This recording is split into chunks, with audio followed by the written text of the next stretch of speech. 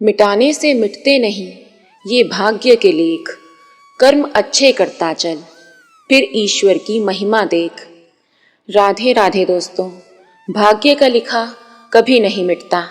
ये एक पंडित और यमदूत की कहानी है। दोस्तों, कहानी को बड़े ध्यानपूर्वक सुनिएगा, बहुत ही अच्छी कहानी है। एक समय की बात है, एक बहुत ही ज्ञानी पंडित था। वो अपने एक बचपन के घनिष्ठ मित्र से मिलने के लिए किसी दूसरे गांव में जा रहा था, जो कि बचपन से ही गूंगा और एक पैर से अपाहिज था। उसका गांव काफी दूर था और रास्ते में कई और छोटे छोटे गांव भी पड़ते थे। पंडित अपनी धुन में चला जा रहा था कि रास्ते में उसे एक आदमी मिल गया, जो दिखने में बड़ा ही हट्टा कट्टा था। वो भी पंडित के साथ ही चलने लगा। पंडित ने सोचा कि चलो अच्छा ही है, साथ साथ चलने से रास्ता जल्दी कट जाएगा। पंडित ने उस आदमी का नाम पूछा तो उस आदमी ने अपना नाम महाकाल बताया। पंडित को यह नाम बड़ा अजीब लगा, लेकिन उसने नाम के विषय में कुछ और पूछना उचित नहीं समझा। दोनों धीरे धीरे चलते रहे। तभी रास्ते में एक गांव आया। महाकाल ने पंडित से कहा, तुम आगे चलो, मुझे इस गांव में एक संदेशा देना है। मैं तुमसे आगे मिलता हूँ। ठीक है, ये कहकर पंडित अपनी धुन में चलता रहा। तभी एक भैंसे ने एक आदमी को मार दिया और जैसे ही भैंसे ने आदमी को मारा, लगभग तुरंत ही महाकाल वापस पंडित के पास पहुँच गया। चलते चलते दोनों दूसरे गांव के बाहर पहुँचे, जहाँ एक छोटा सा मंदिर था।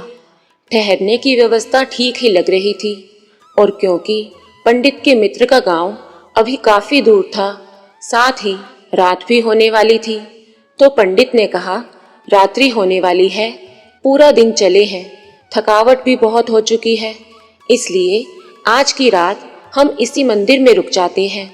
भूख भी लगी है, सो भोजन भी कर लेते हैं और थोड़ा विश्राम करके सुबह फिर से प्रस्थान करेंगे। महाकाल ने जवाब दिया, ठीक है, लेकिन मुझे इस गांव में किसी को कुछ सामान देना है, सो मैं देकर आता हूँ।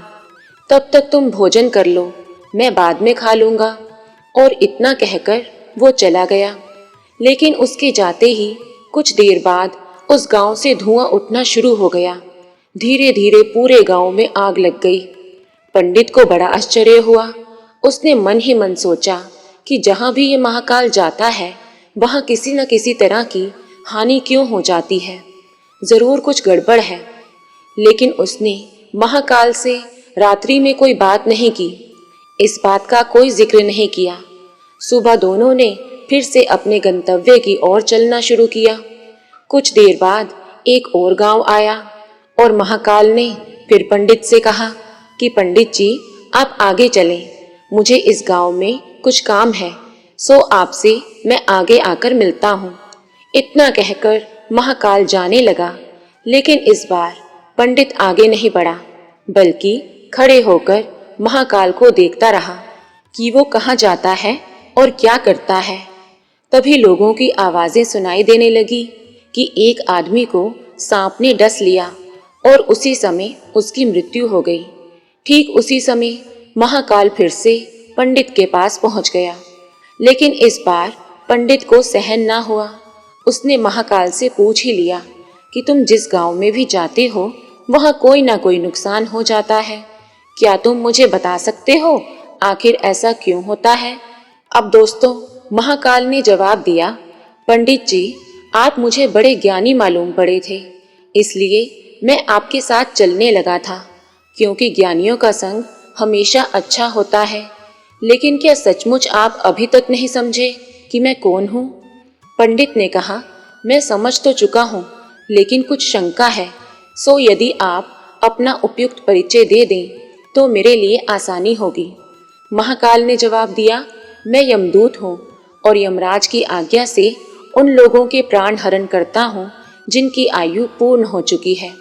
हालांकि पंडित को पहले से ही इस बात की शंका थी, फिर भी महाकाल के मुंह से ये बात सुनकर पंडित थोड़ा घबरा गया, लेकिन फिर हिम्मत करके पूछा, कि अगर ऐसी बात है, तुम सचमुच यमदूत हो, तो बताओ अगली मृत्यु किसकी है। अब दोस्तों, जो जवाब यमदूत ने दिया उसे सुनकर तो पंडित की हैरानी का ठिकाना न रहा। यमदूत ने जवाब दिया, अगली मृत्यु तुम्हारे उसी मित्र की है जिससे तुम मिलने जा रहे हो, और उसकी मृत्यु का कारण भी तुम ही बनोगे। अब ये बात सुनकर पंडित भौंचक्का रह गया और बड़ी परेशानी में पड़ गया कि यदि वास्तव में वो महाकाल एक यमदूत हुआ तो उसकी बात सही होगी और उसके कारण मेरे बचपन के सबसे घनिष्ठ मित्र की मृत्यु हो जाएगी। इसलिए बेहतर यही है कि मैं अपने मित्र से मिलने ही ना जाऊं। कम से कम मैं तो उसकी मृत्यु का कारण नहीं बनूंगा। तभी महाकाल ने कहा कि तुम जो सोच रहे हो वो भी मुझे पता है, लेकिन तुम्हारे अपने मित्र से मिलने ना जाने के विचार से नियति नहीं बदल जाएगी। तुम्हारे मित्र की मृत्यु निश्चित है और वो अगले कुछ ही क्षणों में घटित होने वाली है।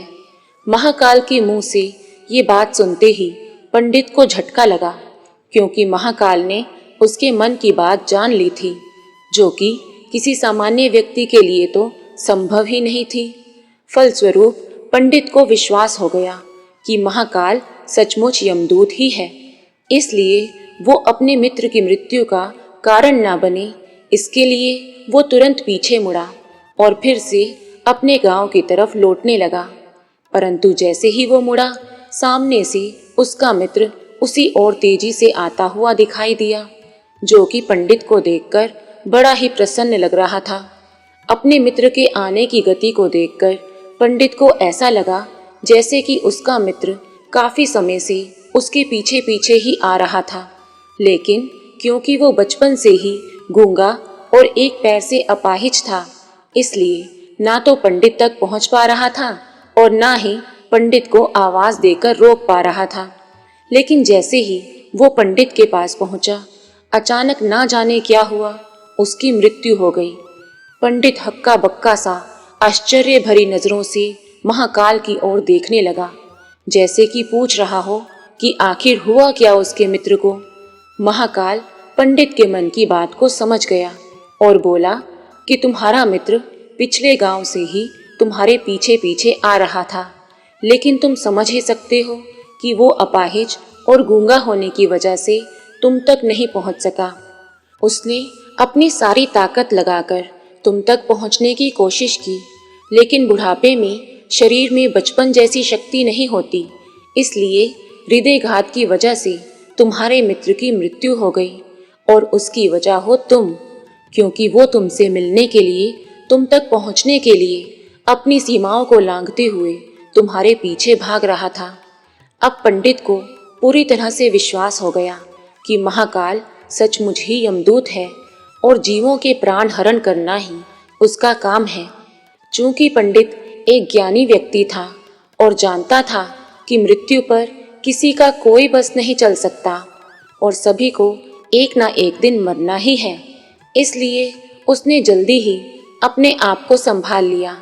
लेकिन सहसा उसके मन में अपनी स्वयं की मृत्यु के बारे में जानने की उत्सुकता हुई, इसलिए उसने महाकाल से पूछा कि अगर मृत्यु मेरे मित्र की होनी थी तो तुम शुरू से ही मेरे साथ क्यों चल रहे थे।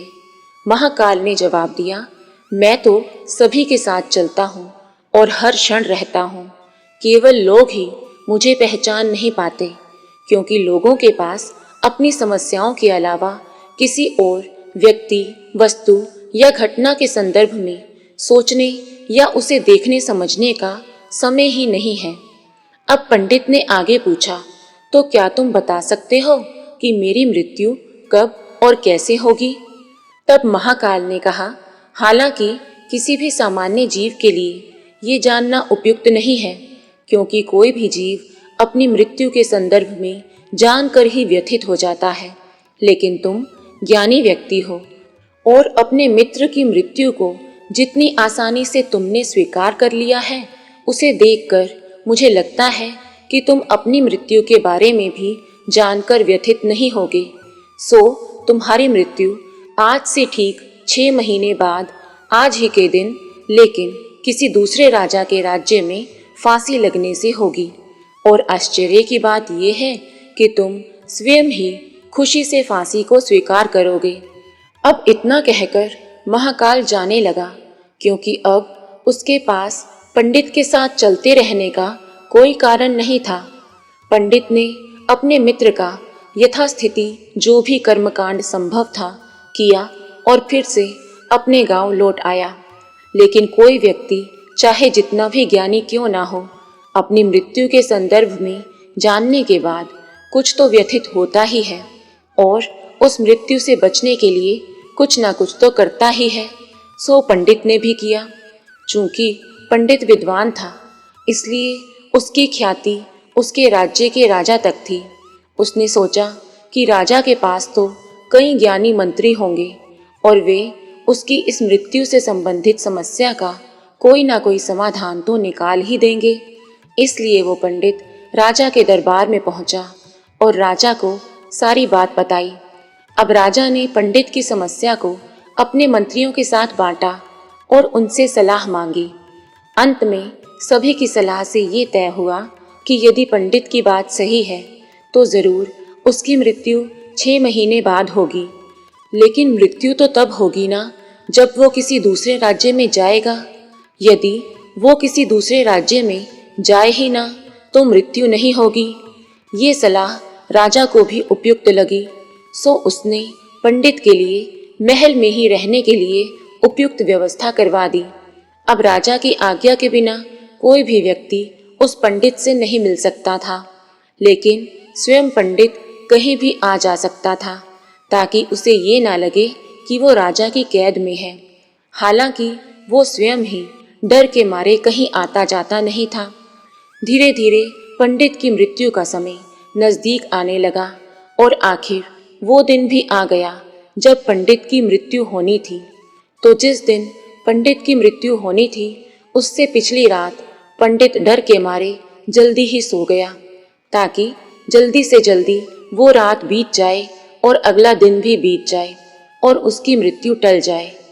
लेकिन स्वयं पंडित को नींद में चलने की बीमारी थी और इस बीमारी के बारे में वो स्वयं भी नहीं जानता था।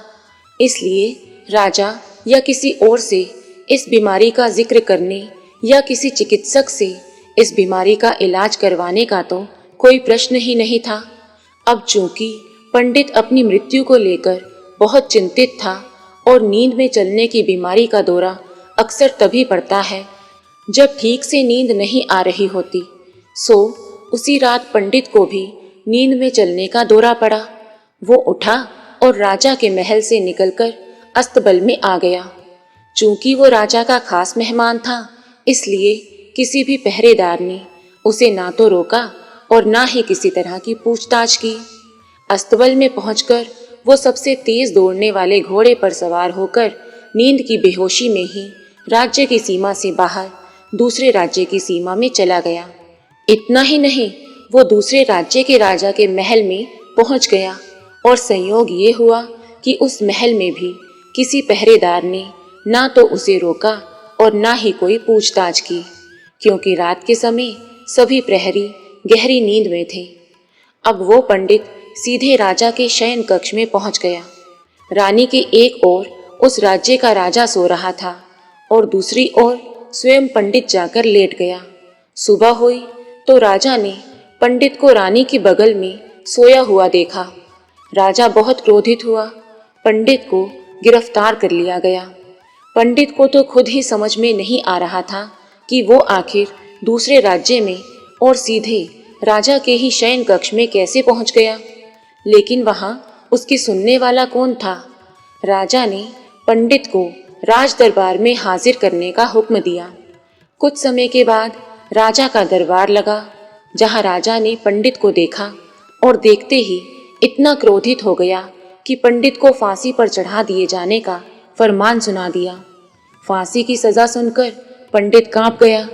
फिर भी हिम्मत करके उसने राजा से कहा कि महाराज, मैं नहीं जानता कि मैं इस राज्य में कैसे पहुंचा। मैं ये भी नहीं जानता कि मैं आपके शयन कक्ष में कैसे आ गया और आपके राज्य के किसी भी पहरेदार ने मुझे रोका क्यों नहीं।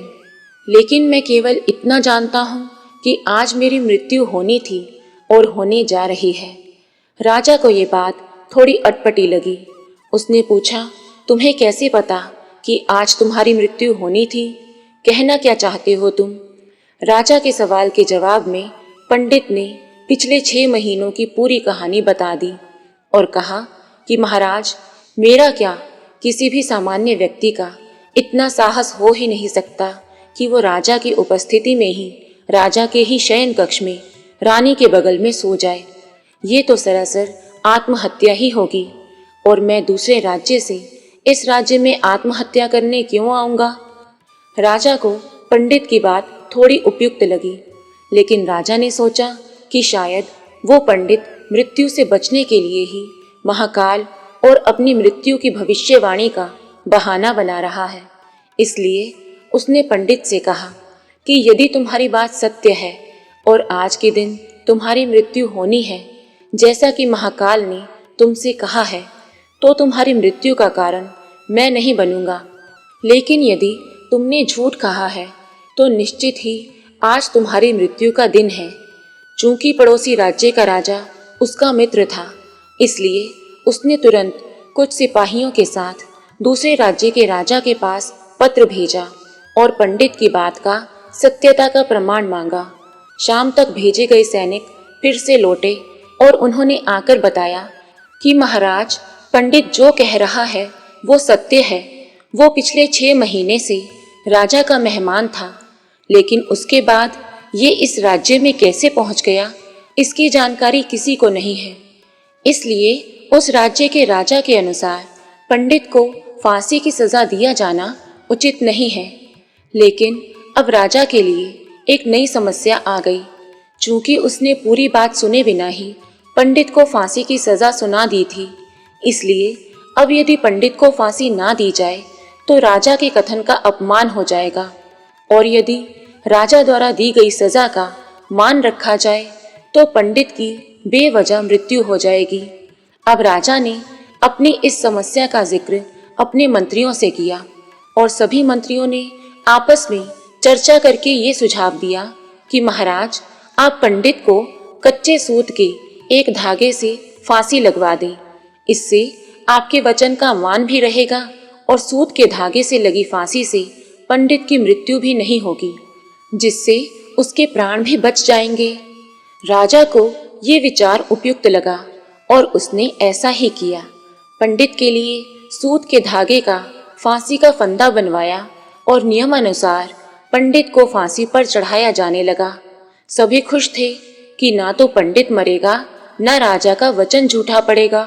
पंडित को भी विश्वास था कि सूत के धागे से तो उसकी मृत्यु नहीं होगी, इसलिए वो भी खुशी खुशी फांसी पर चढ़ने को तैयार था, जैसा कि महाकाल ने उसे कहा था।